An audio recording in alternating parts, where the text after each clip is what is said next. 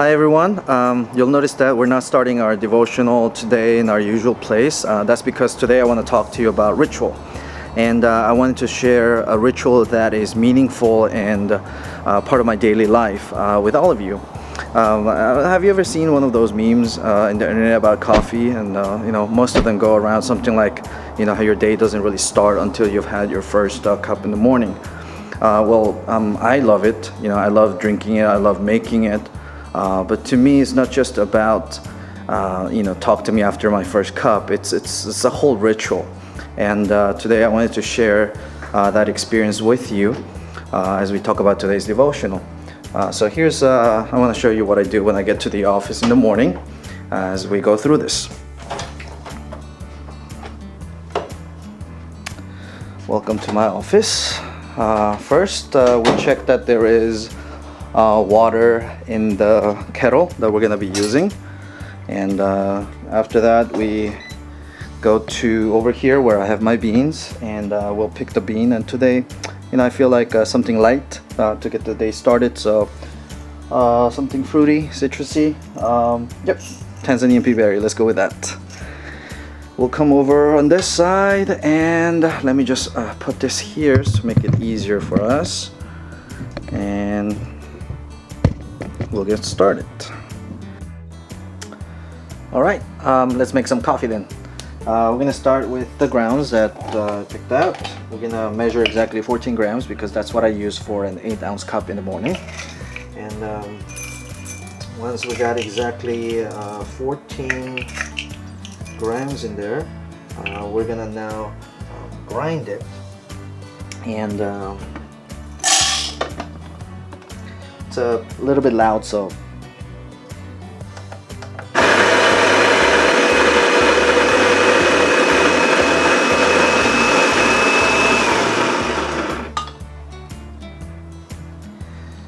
I love doing this because as the days goes by, you don't expect everything to go the way you hope for. And I think as a pastor, especially as a Christian, it's important that we know that controlling your environment is not really that important. There are so many other important things that are more practical and useful for our faith, like our patience, our self-control, our grace and love for others. But having said that, I am a person who does need some measure of control in his life, and this is where I get to have it, right? Because think about it, exact weights, exact water temperature, choice of flavor, exact timing.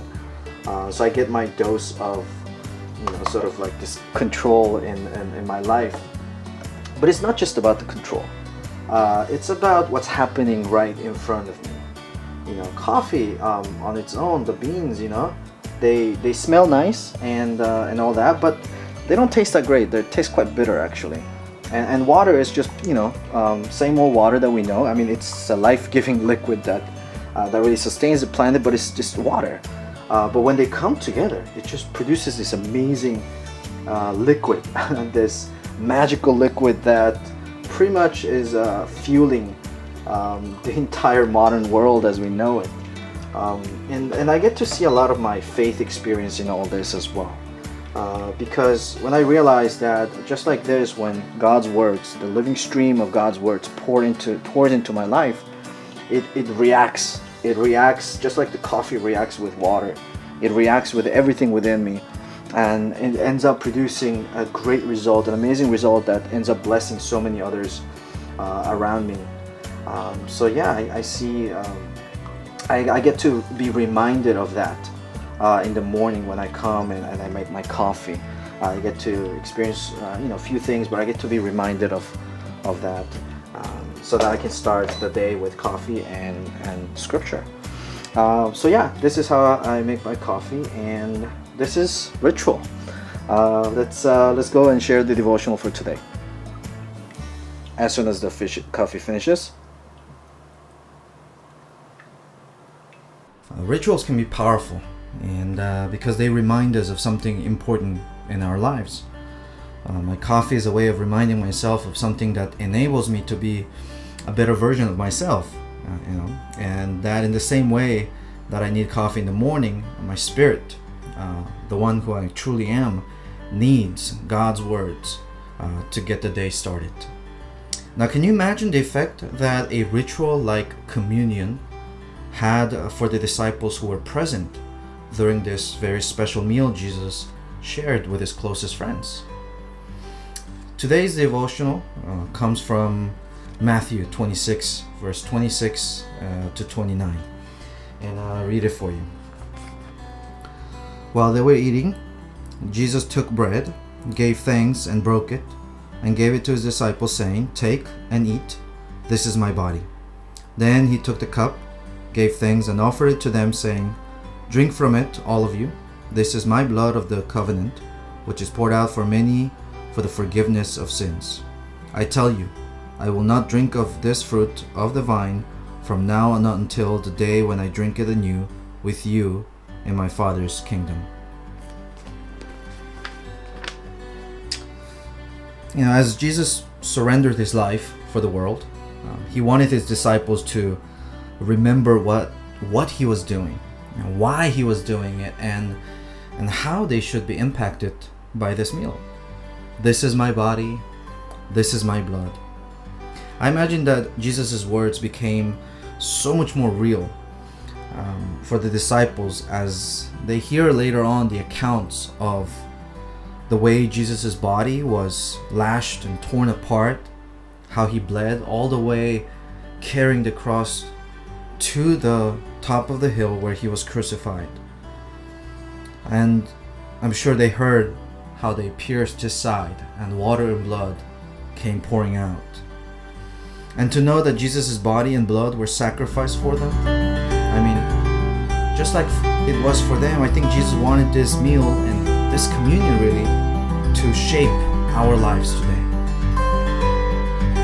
We are reminded that we were slaves to sin and death, that we lived subject to our frailties and fears, but that now we are free from all of it. It reminds us that we have been saved.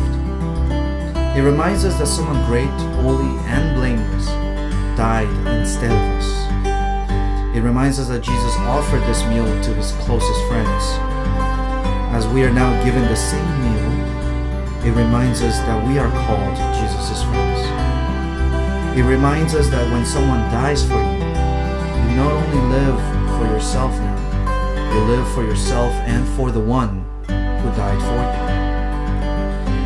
Communion not only reminds us of God's love for us, which was demonstrated in Jesus' sacrifice, but it also points us towards the future.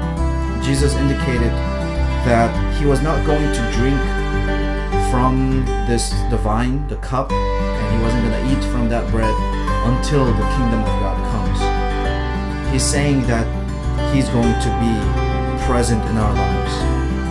He's promising to share that meal once again when the day comes that we get to see Jesus again in God's kingdom. It means that Jesus will sustain our lives, will provide for us, and be in our lives so that such thing can happen in the end time. Today, when we partake in the Lord's table, what does it remind you of? When you realize that Jesus paid the ultimate price for you, that today you have wholeness because Jesus' body was torn, that today you have forgiveness because Jesus' blood was shed.